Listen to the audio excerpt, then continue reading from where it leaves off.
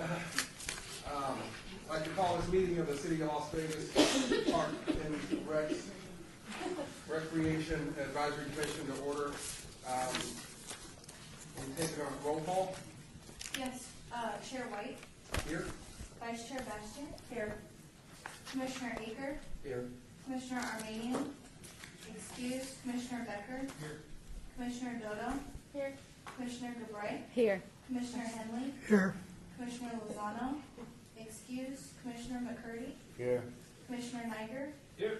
Commissioner Schultz, Present. Commissioner Sherman, here. Commissioner Tabor, here. Commissioner Thompson, excused, and you do have a quorum. Thank you.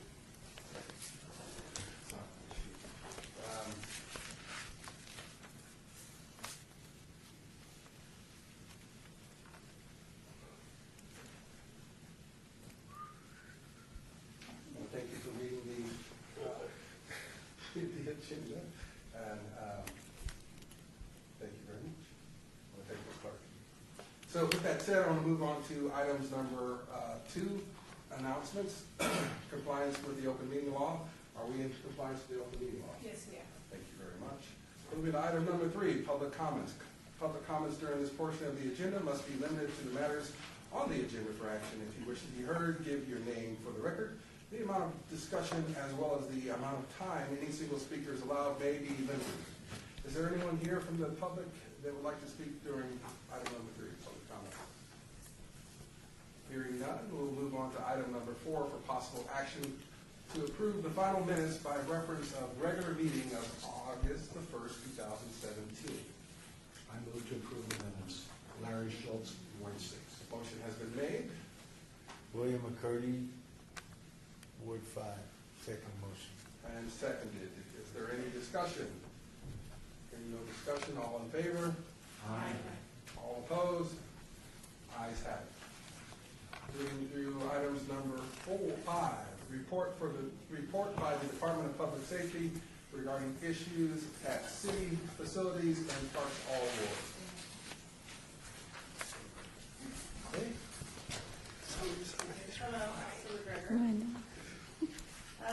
For the monthly report for August, we have calls for service. There were 121 total incident reports taken, 86 total arrests, 92 citations, and 85 warning citations.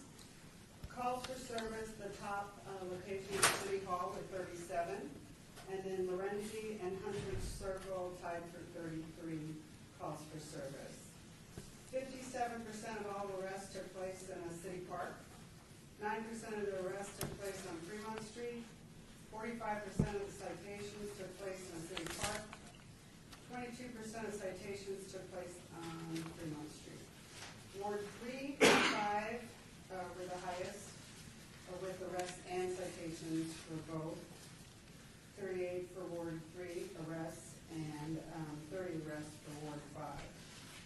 Citations, Ward 3 for 46 citations and 17 for Ward 5. We have made Lorenzi a priority in the morning, going out there, and this morning when we went, there were no speakers. So that was the first time I'd seen that, but we did find some people in other areas of the park. But most the main problem that we were having originally was along where that shopping center, the wall butts up to the park. So that area was cleared this morning, then we cleared the rest of the park and the rest of some this morning. Other than that, there was a male brought out of the female restroom. He had drug paraphernalia and a knife in his possession. It was after park closure hours. We go in and close the bathroom, and he was found in there in the female restroom. Any questions? Chairman White, thank you for your report. I did ask and recognize that this report is always at the end of your reporting month. Is it possible to have this emailed to us after these meetings? I can do that. Okay, thank you. Mr. Knight? I just going to ask that, I was curious, why would a man get a woman's restroom? Does that sound like you prevent something dangerous from happening? In bathrooms, a lot of sexual assaults take place. Other crimes, buy and sell drugs, use drugs. He could have been under the influence because he did have paraphernalia. He didn't even realize he was in the women's room. But that's why we do at the end of the shift clear all the bathrooms and lock them. Oh, wonderful. Good job. Any other questions? Hearing no other questions, thank you. I appreciate your excuses. We'll move on to item number 6, report by operations and maintenance staff regarding park maintenance and upgrades, including improvements to firefighters Memorial Park All War. Steve Blank, I'm the urban forester, operation maintenance, parks and grounds. I'm passing around photos of some recent improvements at firefighters. We installed a bunch of metal statues of firemen, fire hydrants, and various desert animals throughout the park. Big fallen tree sculpture, about 8,000 square foot riverbed, 70 boulders, some accent plant material, like 32 various cacti and gathers. We replanted the big ground memorial with a few fire campers and about half of them were dead. And we added about 19, 20 fire trucks to it. There's 75 times in 2 years, about 30 things, something about rise it up. And then I just wanted to talk to you for a second about what I do. I'm the urban forester in the city. First and foremost, what I do is manage the city's tree population. So I keep all that updated. We have roughly 50,000 trees in the city, about 10,000 vacant sites or dead trees. So we're about half, 20%. They have about 20% potential for new trees. And I prioritize all the tree planting projects. And the way I do that is basically just focusing on where the largest needs are first in terms of vacant planting sites, dead trees, low diversity, and age stratification. I do tree risk assessments. Like right now, I'm working on Green Golf Course and we're on Synclated. I manage all our tree service contracts and medium landscape contracts, and I'm responsible for training park staff in terms of tree care, which right now I'm really focusing on developmental improving our young trees. That's the most important thing. And other than that, I do plan review for all of the park projects, and I just over those trees. So, any questions? Yeah, Chairman White, in the past, Director Hacker, we have had civic-minded groups donate trees periodically. Is that still something that is received by the city?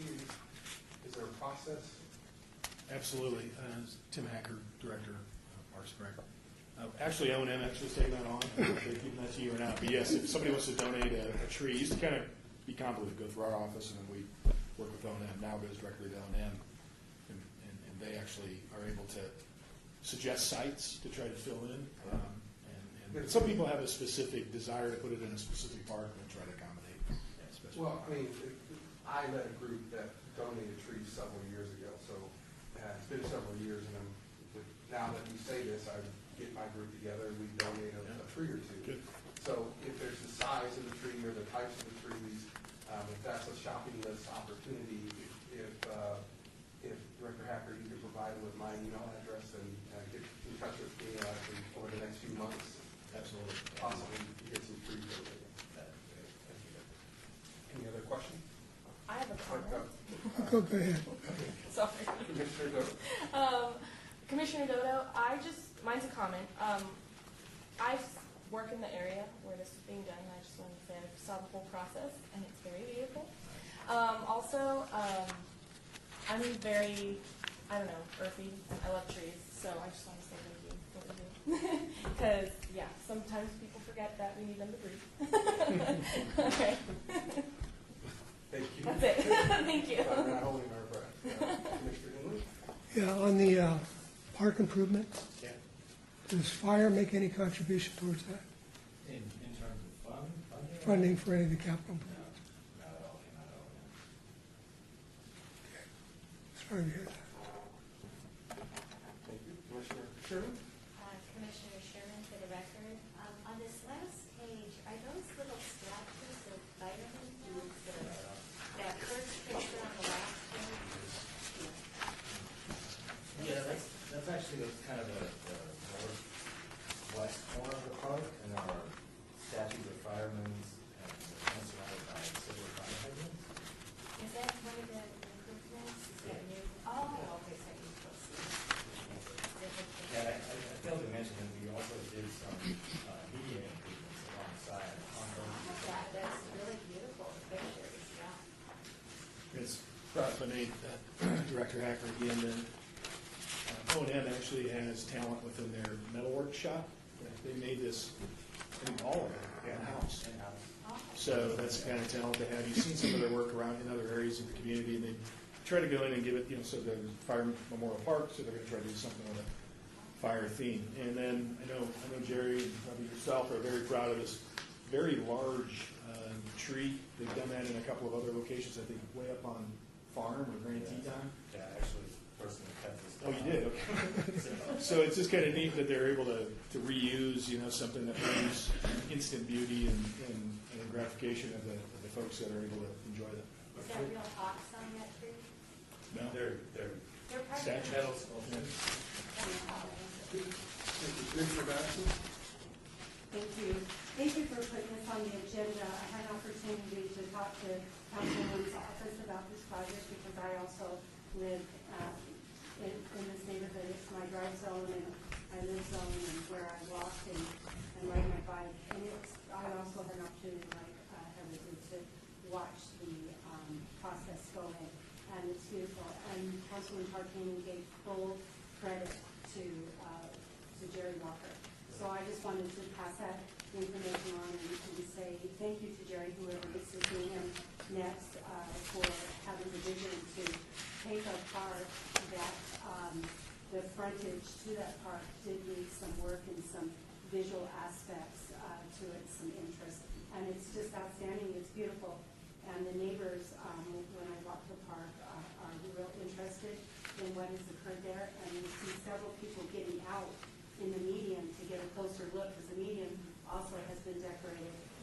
It was explained to me just for further interest, and if I'm incorrect, somebody please correct me before I give out false information, but those little fire hydrants that are up there in the corner by the firefighter memorial, my understanding is those are individual hydrants that represent periods of time of the different hydrants that have been placed throughout the city over years. So each one of them is kind of individualized. You might not be able to recognize that from the road, but if you get an opportunity to be in the park, it's really nice to visit the monument and then see those fire hydrants as well. So it's really a beautiful park project, so thank you. Commissioner Purdy? For point of information, I'd like to do every police officers, policemen in the park. Yeah, We do, where they're located at? by the softball. By Majestic. Northwest? Yeah, Cheyenne is our partner. Yeah. Cheyenne is right. Yeah, Buffalo. So it's up near Majestic, right? Yeah, we named that park. We named that park years ago. We went to the school. Thank you. Thank you for your time. If there's no other questions, take your seat. Moving on to item number 7, report by Kathleen Burkhart, Principal Community Program Specialist regarding programs offered at the East Las Vegas Community Center. So Kathy? Good afternoon. How is everyone today? Good. I'm passing these around. What this is so you can kind of get a look at is our current calendar. Inside is information on an upcoming new event, which I'll tell you about in a few minutes. But first I wanted to start off with just a little fun little video, which we had to do back in December to showcase our center at our annual staff meeting. And I have 2 of my staff that are actually working on film stuff at a school. So they're the ones who did this. So for the next 3 minutes,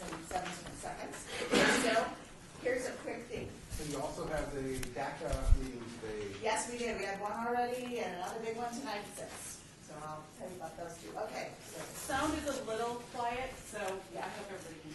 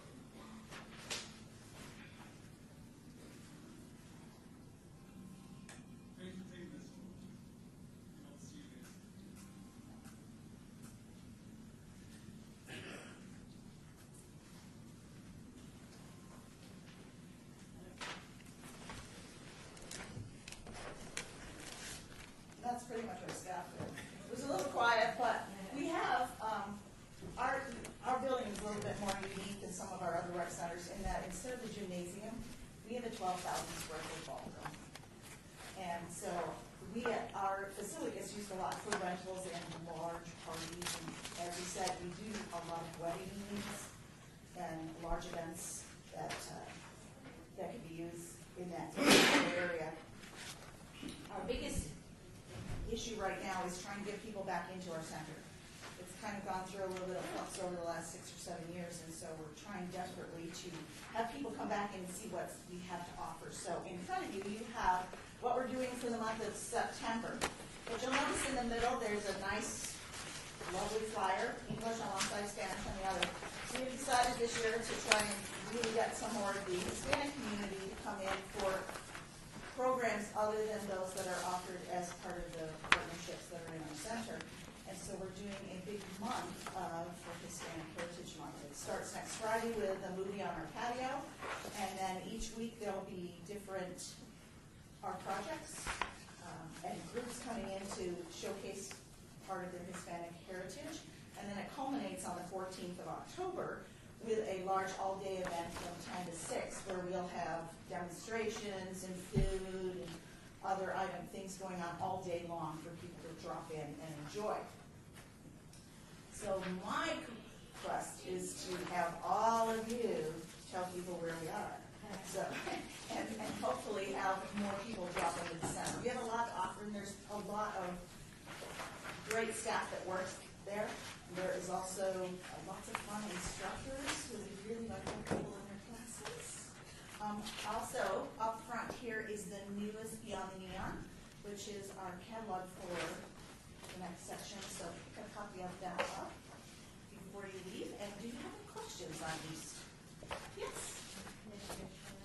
Sherman? What do you attribute the lower attendance the last 6 or 7 years? Because I remember when you guys first opened, it was really phenomenal. Has something happened in the area? Well, it's if I may, Director Hacker. When it was first opened, it was opened as kind of a combination of an arts facility and more senior-oriented program. And then it was decided during review, the fundamental service review, to really focus on more community events and orientations there. We also moved our adaptive unit from Lorenzi over there, so adaptive is there and takes up a big chunk of that building as well. So the kind of the use changed, the mindset. So we lost kind of our active adult senior population, and we got Boys and Girls Club in very close proximity. We work very well with them, but it's just different programming focuses at times. So that's kind of it. A lot of competition when you look down the road, and there's even the old Rafael Rivera Center that the Latin Chamber is now operating. Then you got Chuck Minker. So we got a lot of service providers in a very short area. Now Kathy is most recently come from seniors or active adult seniors programming, and so she's looking at bringing that community back in and making sure they feel welcome in the day of programming. So that's something that's kind of new going forward. We try to do that in areas where we don't have both active adult, senior center and the communities. Chairman White, and thank you for your report. I do remember when they took a concerted effort to make that a campus with all 3 sites there, and I'm just curious as to whether or not there's a continuum of service, being able to say that from the other 2 sites that we offer down here on the west side of the campus, senior services, have you tried to? Yes, and I work closely with, we just had a change in leadership down at Chuck Minker, but I worked closely with Mel so that we looked at what programs their center offered, and we did not duplicate those same programs at our center. So they offered a lot of exercise programs. We offer a lot of games. So specific like ballet. So are they pointing that your age group to you? Yes, and then we also do the same thing when people come in and say, well, this is what I'm looking for. We're like, we don't post that here, but if you'll go down the street a block, you can go to Chuck Meeker, and there you will find those services. And we send people back and forth between the 2 of us. And so that has been very helpful to allow people to see both. So I would say as a possibility, or somewhere on your flyer, you could say age groups or certain types pointed to them, and then on their flyer or something points to you, because when people come in, they're already, it's like rubbing a belly. When they come in, they know why they're there, and then they have an ancillary question because they've already read your fine literature. Right, and more, our ages are actually on here, so that really helps. And we do actually do programming for ages 3 through 100. If you want to be 100, we had one guy who's 95. Just passed away though last week. So we actually do programming for that. Same thing as Chuck Meeker. There's programming starts at about age 5.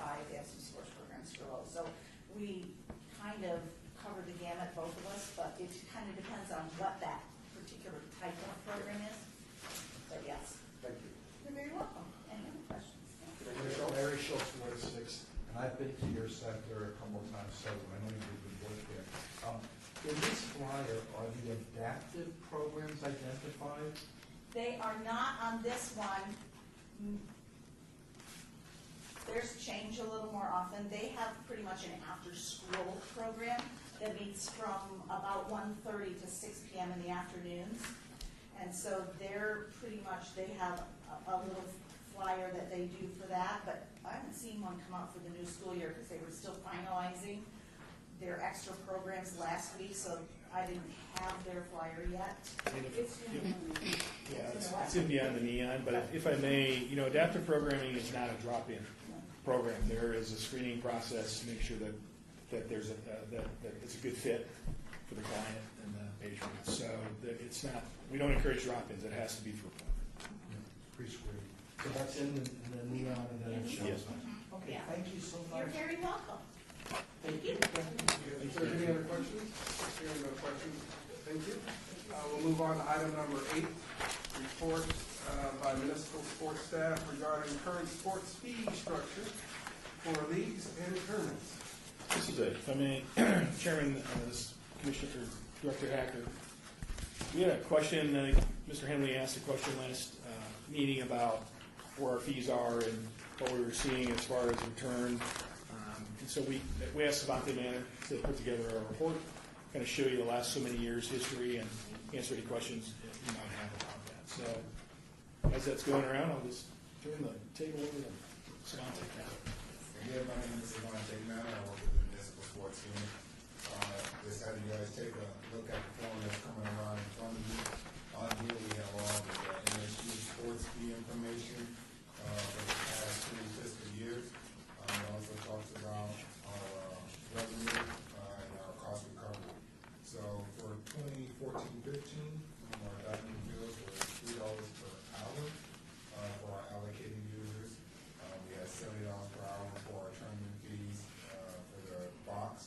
Our box is soccer, fields, flag football, football, full contact, cross. The fees for their fields. $30 per hour for diamond, our baseball fields. We also used to have a $15 per hour non-profit rate, which that did change in the next fiscal year as well in 2015. Between 2016, that changed in the spring. Our short-term fees used to be $80 per hour for the box, $50 per hour for the diamonds. Those fees also changed when we made the change in 2016. The big thing here in prior to 2015 and 2014, 2013, things like that, our light fees were zero. We didn't charge for lights at all. That was an addition that was made starting September 1st of 2014. Prior to that, we did not charge for that. I'm not sure they asked about our league costs. We charge $475 for our softball leagues, which is the brand directly out of MSU. We also charge $250 for our Arville volleyball, which is held at Centennial Hills Park. And just looking at some of our light revenue costs, once we began to charge, we made about $401,000 what we collected in revenue fees. Even though you can see there, lighting costs actually still cost us about $874,000 for the 2014 year. So we cost recovered at about 46%, and that is significant in helping us cost recover on our department cost recovery as well. So pretty much without reading it all out to you guys, looking across the board, you can see we made some significant changes with our lighting costs, trying to get a better cost recovery there. We talked to our users. We asked them to notify us when they were done utilizing the fields. Please contact us. We have a 229-1527 is our after hours number. Our users can contact us to turn off those lights, which that has really helped us in our revenue. Definitely brought us up about 12 to 13%. We are still working with our users now to make sure that whenever they're using the lights, we have them on for them. When they are done, so please contact us. We used to get a lot of complaints from users, patrons in the area, drive by, say the lights are on all night, there's nobody out there, why do you guys have lights on? So we did put that responsibility on our users. We also have field monitors that go around and look for those things. When they're able to go out and find that lights are on at field, they'll contact us at our after hours number. We'll have those lights turned off as well, and we also notify our users to ask them, why do you guys have lights on? Why do you guys requesting lights and you don't have people out there? So that's pretty much what we have. Right now, again, our fees are pretty set. They've been the same for about 2 years. There may be some changes coming in the future, but as of right now, this is where we are. Does anybody have any questions?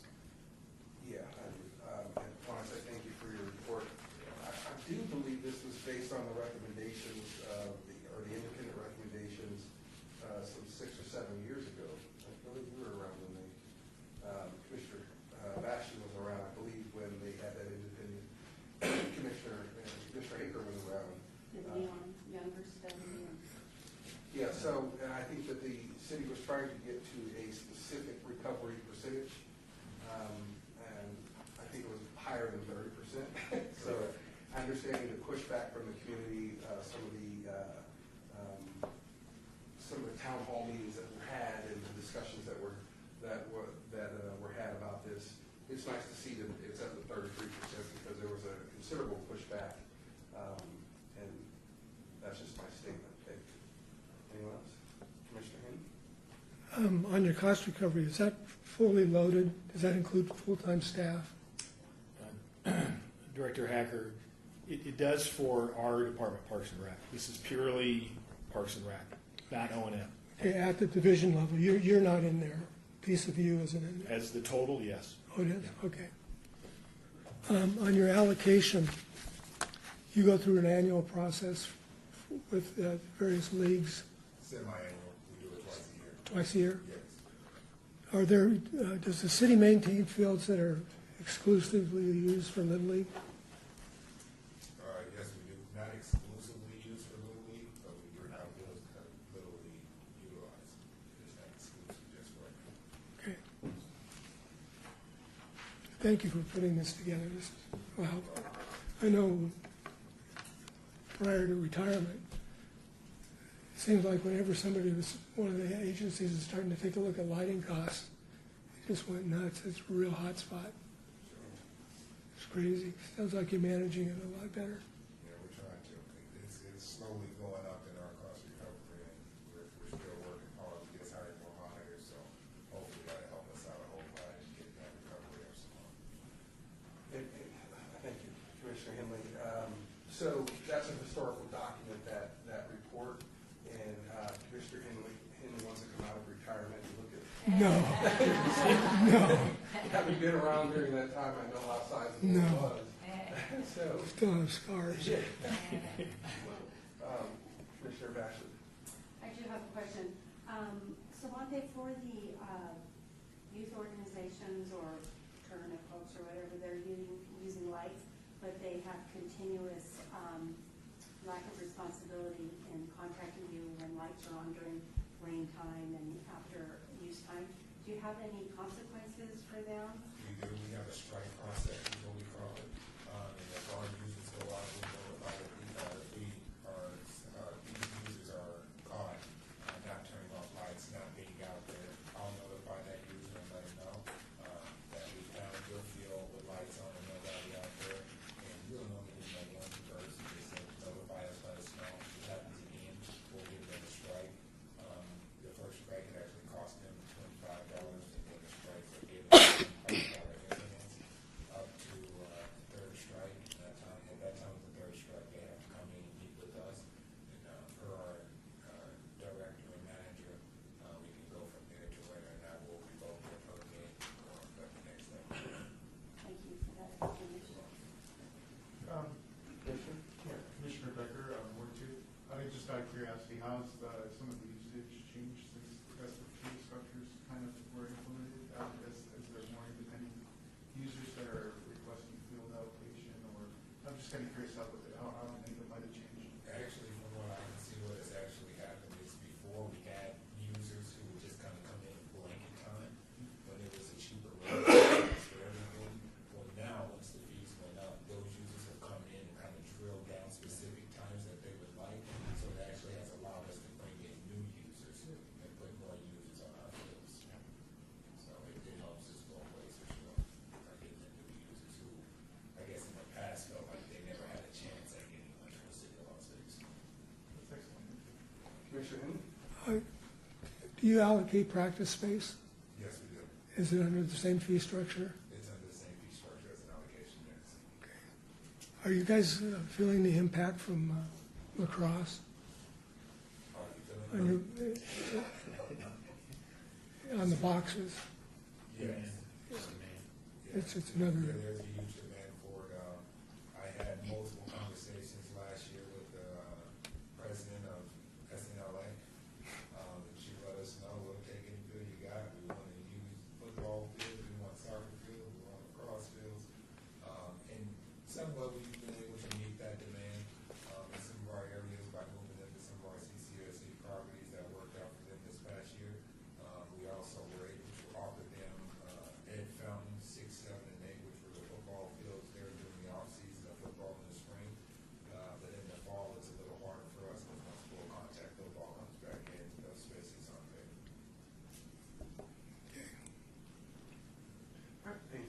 much. If there's no further questions. Thanks.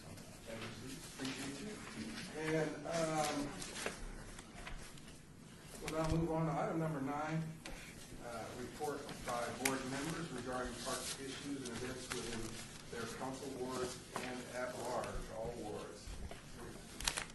Commissioner Sherman? Commissioner Sherman, for the record, I just want to mention that Commissioner Elizabeth Gabri and I attended the celebration luncheon for the Centennial Hills Active Adult Center, and it was an absolutely wonderful celebration. Special speakers were our Parks and Recreation Director, Tim Kacker, and along with him was our Deputy Director, Maggie. And they also had a guest, Congressman Ruben Keelan, who was a real big hit. Oh my gosh, the seniors, and myself included, loved speaking with him. I also want to just mention, as a registered dietitian, that the actual luncheon served was so impressive. I was actually shocked at the level of quality and care and attention to detail of that production. That was better than, some professional productions I've seen. They were like a catering service. I was absolutely amazed. I also just want to mention that a tour of the center is worth your time. It's just a lovely center with beautiful, wonderful classes. They have artwork from the seniors hanging in the hallways, artwork that I was surprised at how good it was. I mean, I think I spent about 2 hours afterwards just looking at the hallways and the classrooms and the events and activities that were going on. So I don't know if all of our facilities do such a great job, but I just want to say this was a real feather in our cap, and really it was just a pleasure to attend. So I would encourage all members, when we get these types of invitations, to try to take advantage of seeing all the good work that the Parks and Recreation Department is doing in our city. So thank you, Commissioner Sherman and Commissioner Gabri, for going out and eating such fine food and being such very visual leaders in our government. Just my narrative on it, with our hungry director. Always hungry. So, is there anyone? Yeah, just Commissioner Gilbert, I just want to say something. The food smelled really, really good, but I'm vegetarian. I don't eat no meat, but I enjoyed the salad. Was really, really good. And Mr. Acker was there, and I was looking for him and say, where is he? And somebody said he's in the kitchen. So I thought he's the one cooking that meal. When he come out, he's coming with the really dressed fine, and I say, oh, okay, I know who cooked it. So I enjoyed it very much. Great job there. And is there anyone else who would like to give a report on their award? Larry Schiff, Ward 6. Just to inform everyone, we're finally got a date set for the Ward 6 park tour and review, and it's October the 19th, so I'm looking forward to that. And I believe Councilwoman Fiore and her staff will all participate as well. Hearing no others, is there any others? Or hearing no others, we'll move on to item number 10, report by Tim Hacker, Parks and Recreation Director, regarding upcoming Department of Parks and Recreation activities, all wards. Well, thank you, Chairman White. The first item, actually, we're going to pass along is from Commissioner Armenian. He is making us aware of a program that is organized by the Honorary Consulate of the Republic of Armenia. It's a little fundraiser. It's at Clark County Library Theater. I have the handout here, but it's a celebration of the Armenian Independence Day celebration and cultural program. They're going to have food, dance, cocktails, and reception. So that information is here. He asked that we pass that along. We most recently, as far as updates with capital improvement projects, held a town hall on Monday, August 28th for Woofter Family Park, which has been scheduled. And I guess it was well attended, and a lot of opinion was shared, but that information now is being reviewed with the Councilwoman's office and will go to final as far as plan development and whatnot, has become kind of our habit because it takes so long to get these projects through the process, through bids, awards, and whatnot. We'll probably have one, if not two more, town halls. It seems to help keep the community very much engaged and aware, and we want to do that.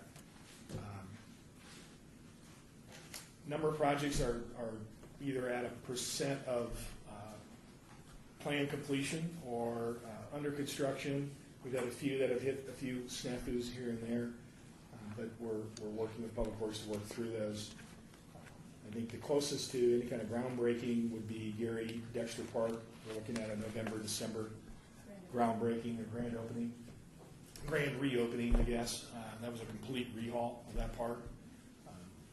Too bad I didn't mention that earlier when our forester was here, because he came on board about the time we were reviewing the trees.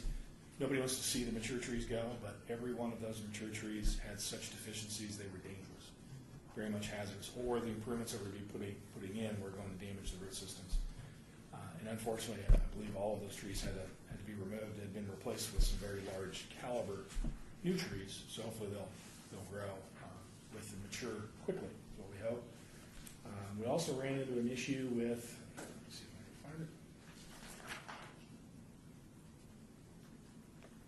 So no more cliffs, shadows. Oh, Mayfair Place Park. They were making pretty good progress on that park renovation, and unfortunately ran into some underground tanks, which is, that just happens. If it was used for something else at some point in time, the city gets the land, and that's just discovered, and the construction has to be addressed. And so it's being addressed. Bill Brer Family Park is out to bid. I think that's Bob Baskin Park. Plans are at 90%. I think it went to bid, and now they're reviewing the bids to see what can be afforded and what can't be afforded, because that project, unfortunately, the bathroom structure became a real issue because of some seismic activity in the area. Things we don't notice are occurring in the community. damaged it to such an extent they had to close it. So the bathrooms have to be replaced. That gobbles up a lot of funding. It would have been used for other things. So it's unfortunate. We're working with Public Works and the Councilwoman's office to try to find additional funding for that. On a good news note, we have made some recent hires to backfill some retirements and some vacant positions. Guillermo Bonnet LeBoy, we call him Mo. He's been a long time part-time employee with us in our adaptive program. We were able to bring him on. He's going to be stationed at Doolittle Community Center. He'll be a great addition over there. I think last meeting we may have reported that Edric Dickens has been named coordinator. He's at Doolittle Center, so those are a couple of changes. Latanya Lomax, who was at our gatehouse at Floyd Lamb, has been, she was a customer service rep. She is now going to be a programmer for us at Veterans Memorial Leisure Service Center, so we're pretty excited about that. She'll be reporting to Nicole Kurowitz, who had been moved from Doolittle to Veterans, taking a role of coordinator there. Eric Madden, one good-looking guy in the far right. Eric Madden is a new employee. I think he was part-time. Yeah, Eric was with us in Adaptive as well, and so he's going to continue in Adaptive and report to Cindy Moyes in the Adaptive unit, because we've had a couple other changes with Andrea. Yeah, Andrea Larzoni, she's going to go from Adaptive. She wants a new challenge, and so we're going to move her over to Maker as a programmer over there. We try to find, if they want challenges and want to try something new, we try to find them that. I mean, Kathy's a good example. She's been in active adult senior for so long, and when she could get out of that and get into a community center again, she's going to bring that flavor of senior programming, and so we're able to do that as well. We also have a need to have a dual fill for the coordinator position at Chuck Minker.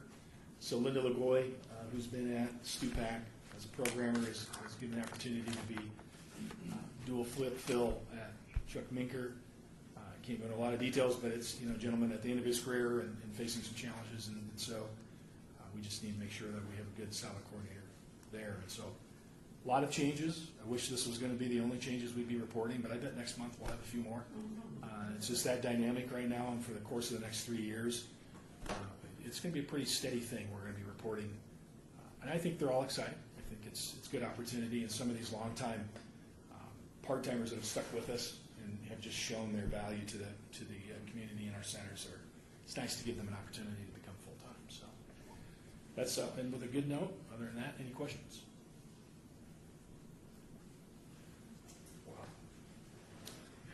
I got one. And I also do. Go ahead, Commissioner. Tim, are you happy with the way your organization is set up? Yeah. Because when you get into these cycles of attrition, it's a good time to.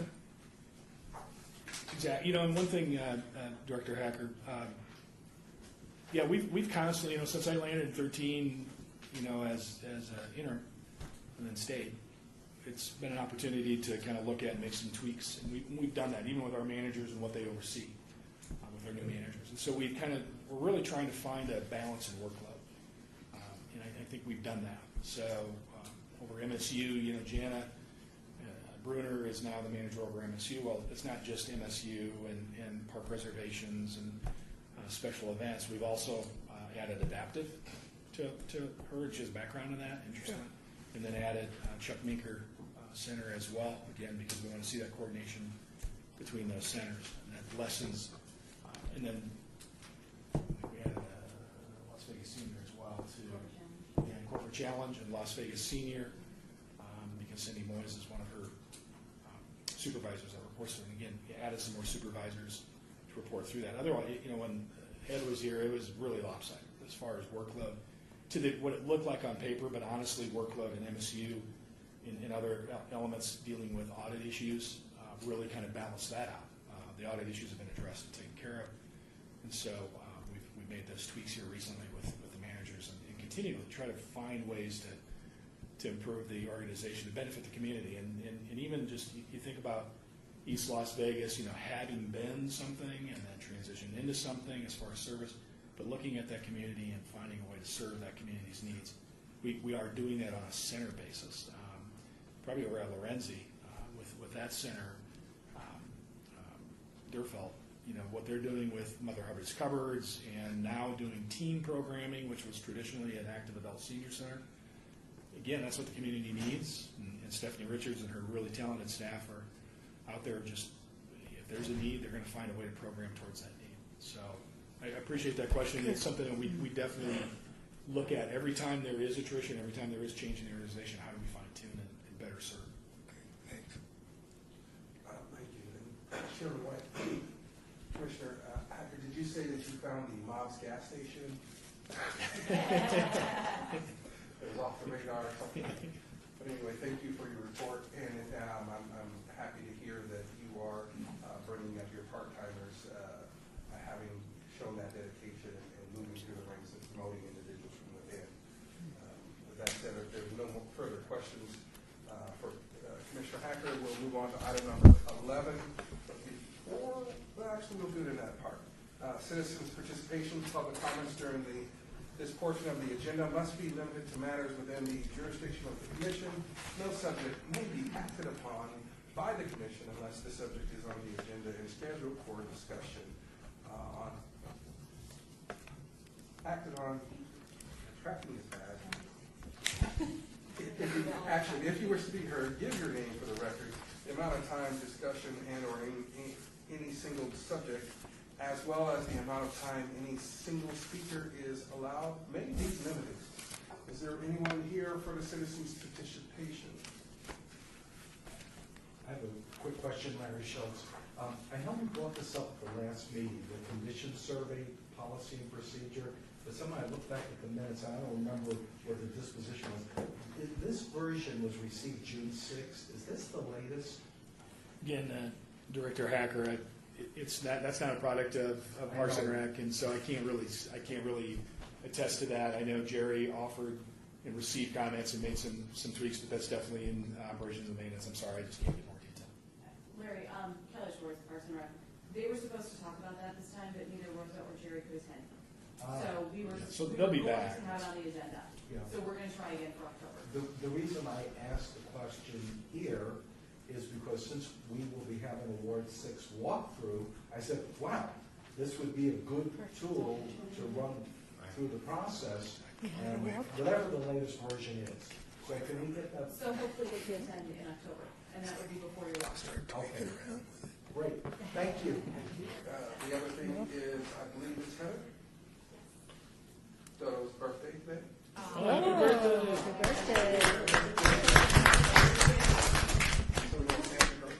Happy birthday Thank you. Happy birthday to you.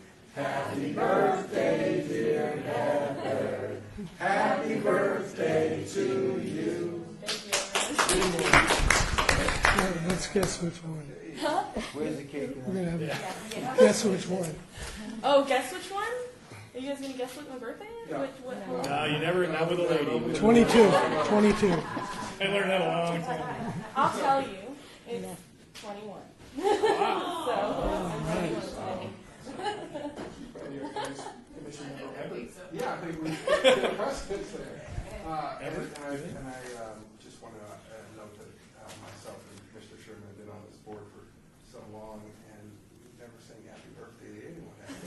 Oh, I'm special. Nor, Well, we gotta make this a tradition. nor has the city. It's because we're on video, we're on audio. It's okay. Birthdays, right? And I just want to remind everybody, Special. I just want to remind everybody as chairman, this is a citizens' participation, and that the city offered to bring cake for the next birthday. There's no misuse of authority. If there's anyone else, if there's no one else for the citizens' participation, meeting adjourned.